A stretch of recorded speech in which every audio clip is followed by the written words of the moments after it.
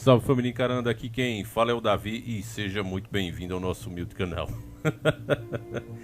Família, eu tô rindo à toa, literalmente, porque cada vez mais a farsa, né, da grande mídia, o complô que tá rolando aí, que a gente não pode dar muitos detalhes disso, mas você é suficientemente inteligente, meu irmão, pra perceber o que é que tá rolando. Primeiro os caras pegam uma pessoa condenada, comprovadamente culpada, que é o Lula, e tiram ele da cadeia sem provar a inocência.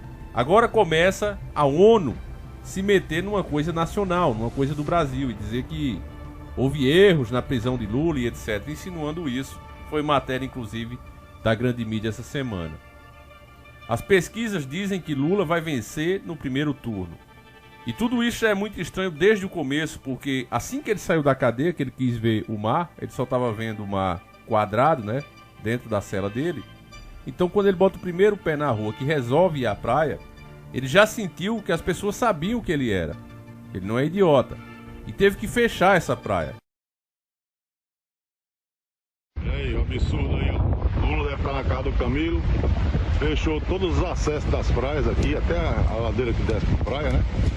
Nem o nativo, ninguém pode passar por essa região aqui. Tá tudo fechado. Inclusive foi motivo de investigação também, porque ele não é mais presidente. Ele não tem autoridade de simplesmente chegar em um lugar público, que inclusive querem vender. Por isso é que eu digo que você tem que ficar atento a qualquer político que esteja lá, tá certo? Essa história de idolatrar políticos vai levar à destruição do país. Tem um projeto de lei que quer privatizar todas as praias, o litoral brasileiro. Esse é assunto para outro vídeo. Mas continuando aqui, esse ex-presidiário, o Lula, para ir para a praia teve que fechar.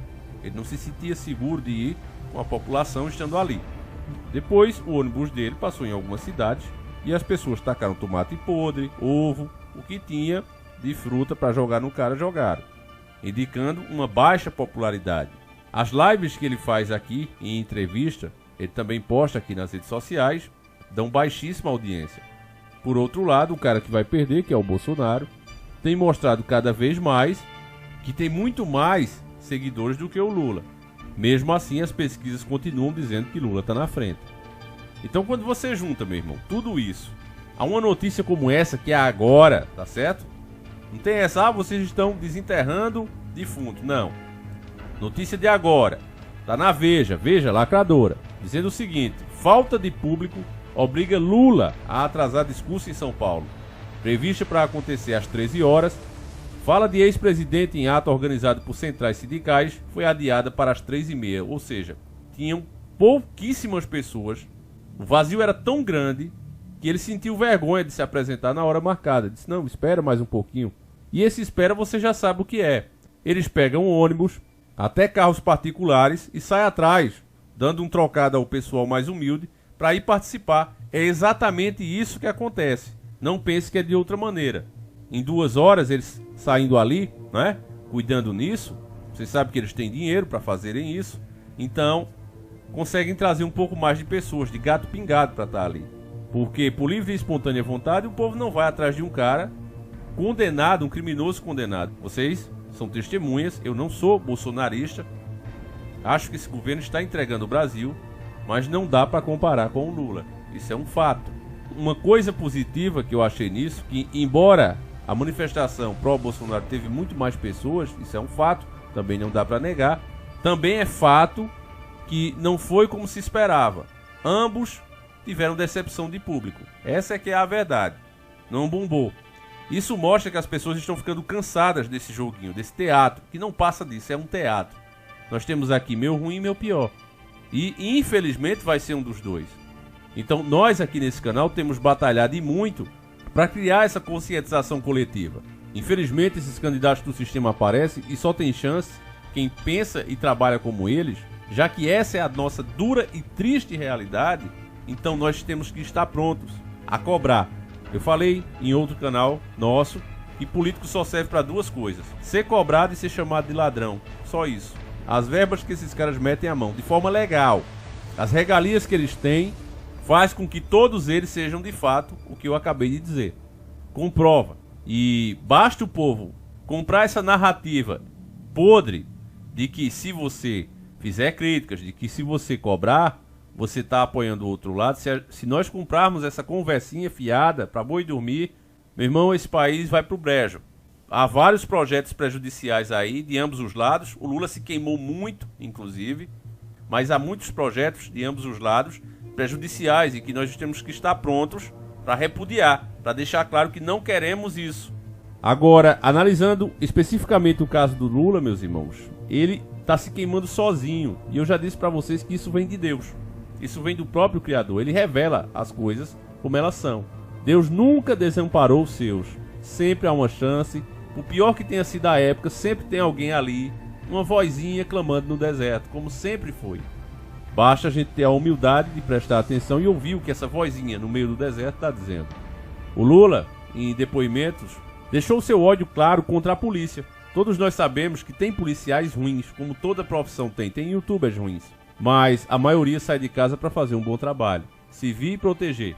Muitos estão ali porque era um sonho de criança, poderiam ter outras profissões. Tem capacidade para isso, mas não quiseram, porque era um sonho, repito. Eu tenho amigos assim. E esse pessoal no governo do PT era visto como a pior coisa que o Brasil tinha. Inclusive se tinha a ideia de desmilitarizar a polícia, fazer igual aqueles filmes de ficção, porque ficção você sabe o que é. São avisos, testes do que vem por aí. E como naquelas histórias de ficção onde existe uma grande empresa fazendo a segurança do povo, era exatamente isso que eles queriam. Dizia que a polícia era ineficaz, mal treinada e truculentos. Por isso deveria ser extinta. Inclusive queriam levar isso a debate internacional. Levaram, inclusive. Graças a Deus o povo deixou claro naquela ocasião que não. Que deveria continuar como é. O problema não são os policiais que estão na rua. O problema é a lei que o policial prende e a justiça solta. Temos belos exemplos na nossa Suprema Corte. Não é? Vários casos assim. Soltando condenados, comprovadamente culpados. Então, como a verdade ela tem que aparecer, o Lula, em primeiro momento, quando perguntaram como seria o governo dele, como os policiais seriam tratados, ele disse, olha, militares, todos eles, eu não quero falar com eles como cidadão, como um candidato a político. Eu vou falar com a polícia, com os militares, como chefe deles. Policial não tem que estar em política, policial tem que estar nas ruas, fazendo o trabalho deles. Ele deixou bem claro que essa história que policial hoje está ganhando fama aqui mesmo nas redes sociais, está dando sua opinião política e acabar no governo dele. Ele mandou esse recado claro. Mas para alguns isso ainda não ficou claro. Aí ele disse, ele, Bolsonaro, não gosta de gente, gosta de policial. O ódio é tamanho, meus irmãos, que ele nem mediu as palavras. Ele praticamente disse que policial estão aí levando tiro. Nascidos em um país onde temos mais perdas de policiais do que outros países que estão em treta. No Brasil não tem nenhuma treta declarada. E mesmo assim perdemos mais policiais do que países que estão em treta. Os nossos heróis de farda foram humilhados por esse ex-presidiário que, repito, não provou inocência. Aí ele viu como isso repercutiu negativamente e foi pedir desculpa agora. Não, peço desculpa dando uma de humilde, mas de humilde ele não tem nada. Em outra ocasião, ele disse que a classe média, e você não pensa que a classe média que é rica, não. É você tem sua motozinha, tá pagando aí? Tá pagando as parcelas da sua casa? Nem terminou de pagar ainda? Pois é, Lula já considera você classe média. Tá empregado, carteira assinada, e você é classe média. Você é um opressor. Na vista da esquerda é isso. Nós temos uma classe média que ela ostenta um padrão de vida que em nenhum lugar do mundo a classe média ostenta. Nós temos uma classe média que ostenta um padrão de vida, sabe, que não tem na Europa, que não tem em muitos lugares, as pessoas são mais humildes. Aqui na América Latina, sabe, a chamada classe média ostenta muito um padrão de vida acima do necessário. É uma pena que a gente não nasce e a gente não tem uma aula. O que é necessário para sobreviver? Tem um limite que pode me contentar como ser humano. Eu quero uma casa, eu quero casar, eu quero ter um carro, eu quero ter uma televisão. Não precisa ter uma em cada sala. Uma televisão já está boa. Eu quero um computador, eu quero um celular. Ou seja, na medida que você não impõe limite, você faz com que as pessoas, sabe, compra um barco de 400 milhões de dólares e compra um outro barco para pousar o seu helicóptero. Sabe? O que faz uma pessoa com um barco de 400 milhões de dólares? Nada. O que faz uma pessoa com uma casa de 17 cômodos? Nada. Nada. Ele vai viver 80 anos e não vai frequentar todos os cômodos. E aqui no Brasil, o nosso pessoal não tem o primeiro cômodo. Não tem o primeiro. Ou seja, as pessoas vivem mal. Se você visitar uma palafita ou visitar um barraquinho das pessoas mais pobres do Brasil, você vai ver que, às vezes, num pequeno espaço de 10 metros quadrados, a pessoa dorme, cozinha, faz as suas necessidades fisiológicas e vive daquele jeito. Então, o Brasil é um processo de construção. Ainda falta fazer tudo. Falta fazer tudo. Ou seja, o Brasil é um país que nós precisamos governar muitos e muitos e muitos anos, recuperando a cada dia alguma coisa, para que a gente possa fazer o Brasil adquirir um padrão de desenvolvimento considerado aceitável. Então esse cara, esse cretino, não sabe, mas Deus age e mostra quem ele é. Ele está se embaralhando todo nos seus discursos e as pessoas estão percebendo isso. É por isso que eu disse a você, meu irmão, eu sinceramente, eu vou anular o meu voto. Eu não vou votar em ninguém. Não gosto desses candidatos que estão aí.